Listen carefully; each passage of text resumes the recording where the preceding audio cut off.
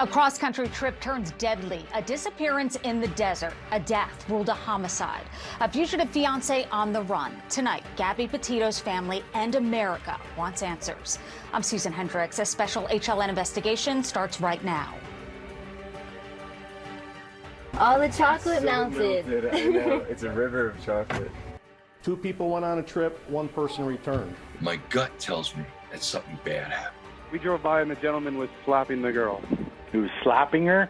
You slapped her face or what? That is the fiancé of missing 22-year-old Gabby Petito, who disappeared on a cross-country road trip with Laundrie. He told me I needed to calm down. That person that returned isn't providing us any information.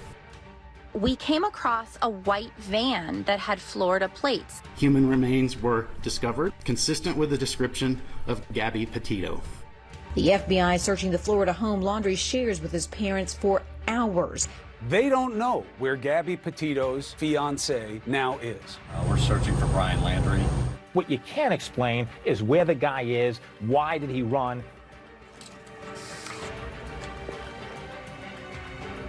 I want to bring in John Walsh now, host of In Pursuit with John Walsh on Investigation Discovery.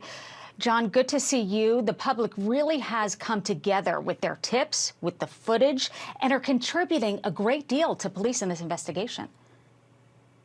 Absolutely. I've been saying it for years. I've been doing this for 33 years. People always ask me, how did you catch 1,422 of the most wanted men in the world that cops couldn't catch? We recovered Elizabeth Smart, 61 missing kids. I caught 17 guys off the FBI's 10 most wanted. It's not me. This is not about me. It's the public. The public helped me break all those cases, and that's what's going to break this case wide open. And when they catch this dirtbag, it's going to be the public that does it. And then they're going to have to reckon with his parents, the dirty laundries, I call them, and their kind of crooked lawyer, Steve Bertolino, who's led cops on these red herrings, supposedly client privilege, Fifth Amendment, he can't talk to Brian, all that BS. But he's been dropping these red herrings. Like a week ago when he called the cops and said, oh, the parents want to do the right thing. Brian went to the swamp on Tuesday. We went and left a note in his car. How the hell did they find his car in this huge swamp? And then we went on Thursday and brought his car back, and we're so worried about him. That's what the lawyer said on Friday. Gave him 5 more days. I think he's been out there 9 days. I'm the guy that's been saying he hasn't been home there. The parents have been covering for him and the lawyer, and they gave him 9 days, and he could be anywhere. John, do you think they're searching the right area? Do you think they're in the right area listening to the parents? It's $100,000 a day for that search, promulgated by the parents and Steve Bertolino. It's a ruse. It's a red herring. We got 150 good tips on Wednesday night after the show there, turned over to the FBI. 15 of them said he was on his way to the Panhandle to cut across into Mexico. Several people said he saw him in Mexico. The other great tips we got were from one of Gabby's friends who said, people don't know that Brian lived on the Appalachian Trail out of a backpack for 3 months. So he could be there, he could be anywhere, but I'm the guy that said it. He never went to that swamp. And last 10 days ago, when his father bought that little camper top, and he and his mother and father drove away, and the neighbor said, that was weird that Brian got in that tiny little camper, that there'd be 3 adults. And when they came back 3 days later, he wasn't there. He's had a huge head start because of that lawyer and because of his mother and father, the dirty laundries. And finally, John, how do you see this ending? Do you think that the public will ultimately lead the authorities to Brian? Absolutely, without a doubt. He's too big a coward. I mean, he beat up and killed a 95-pound, wonderful, loving girl. His family's tortured Gabby's family all this time because they know where the heck he is. They dropped him off somewhere and gave him a ton of cash. But it'll be the public that'll break this. He's facing the death penalty in Wyoming, and at some point, authorities are going to have to turn around and look at that lawyer, and he'll claim lawyer privilege and all that stuff. But when Brian became a wanted man, all those bets were off. And the parents, they should go to jail. They should go to jail how they've delayed this search and send him on the wrong places. But he's going to go down. The public will find him. I'm looking for him hard every day. He is considered a fugitive. That was my next question. How important was that arrest warrant now that he's wanted? It was crucial because it gives the coroner a lot of time to finish the autopsy. I always say to the pathologist, take your time, take your time. You're the most important guy in that courtroom. So with that warrant being issued, it meant anybody can search for him now. Any state, local, federal, the U.S. Marshals, who are great manhunters, I work with them all the time. It's opened the door to get him. And it's given the FBI time to build the case. They're building a first-degree murder case here. So unfortunately, it's the parents have had to go through this. I searched 2 weeks for my son before they found his decapitated skull. The not knowing is the worst, but this guy's going to go down. He's too big a coward to kill himself. He's never in that swamp. Law enforcement's wasting lots of money. He's had a 9-day head start. I remember everything you've been through with your son and you openly talking about it, just the heartache that Gabby's family is going through right now. Do you feel for the father when you hear him?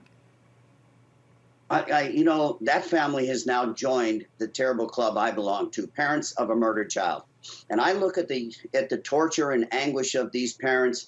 What a heartbreaker. And this dirtbag could be in Mexico somewhere having a beer while Abby's on a slab in Wyoming getting her autopsy done. It's horrible. But my heart goes out for them, and I know one thing. We can't bring Gabby back. There's no such thing as closure. I will never get over my son's murder and death, nor my wife and I or our family will. But we did, after 27 years, found out who killed Adam. And the case was botched terribly. But that ended the chapter. That ends the chapter of your life, and you get something called justice. So I'm working really hard, and so is most of America, to get justice for Gabby's family. And I found it interesting that you said the autopsy is key. Is that because of the cause of death, that is pertinent for the trial? Absolutely. The cause of death and any other kind of information. I always say to coroners and pathologists, take your time. You're going to be the biggest witness. The FBI is going to build a case around what happened in Wyoming. And if the other people come forward, like I believe, and they have, I mean, they would have never found Gabby's body for months if it wasn't for that travel blogger that took the picture of his van. That placed, you know, she was close by from there. But the pathologist is crucial. I say to the FBI, you got your warrant out there now, finally.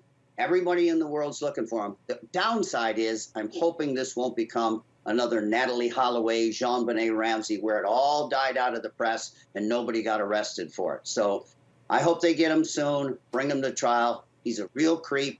His parents helped him without any doubt. The dirty Laundrie's helped him. And his lawyer's been helping him, too, to stay out there. But I think the public's going to come through, and I am praying for Gabby's family that they get some justice, because it's tough to go on through life without knowing that dirtbag killed her daughter is waiting on death row.